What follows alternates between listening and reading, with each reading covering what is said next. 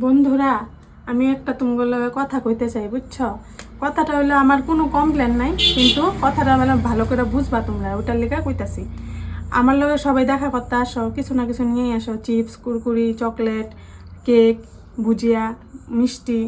তো আমরা তো ওইগুলি খাই না, আদর করে আনো, সব বাচ্চা টাচ্চা সবাই মিললেই খাই। তো ওইগুলি না একটু ডেটটা দেখে আনবা।